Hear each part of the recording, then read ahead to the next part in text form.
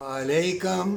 है ईमान वाले, है तमाम मुसलमानों, तैयार हो जाओ, जंग जारी है।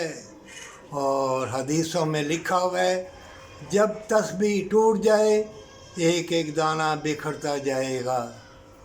और अपनी आल औलाद को नेकी की राह पे लगाओ, नेकी का दर्स दो, चाहे वो अनपढ़ है या पढ़ा लिखा है। और गली गली फैल जाओ और दर्स दो अल्लाह की रहमत का, बरकत का।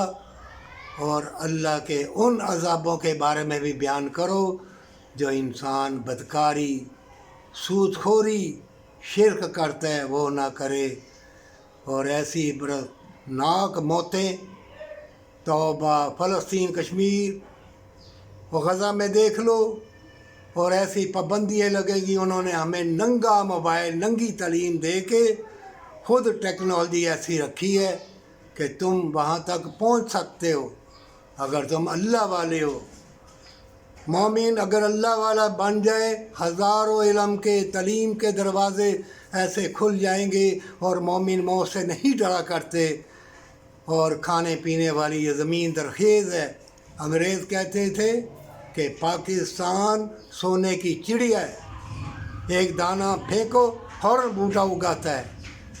और ये जो मुर्तद मुसलमान हैं, इंसानियत के दुश्मन, इस्लाम के भी दुश्मन, वो तुम्हारे पीछे पड़ गए हैं। वही अब बचेगा जो अपना अल्लाह के सुपुर्द करेगा।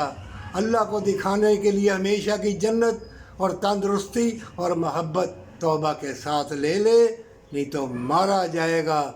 ये ठुमके चुमके, तवीज़, गंडे, हुजरे, बड़े बड़े वहम डालने वाले, तरह तरह के हदीसें सुनाने वाले।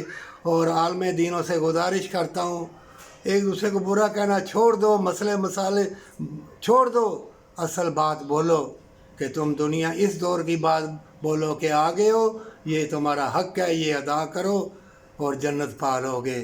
ज़्यादा ना उलझाओ, पर सच्ची तौबा के साथ हमेशा की जन्नत।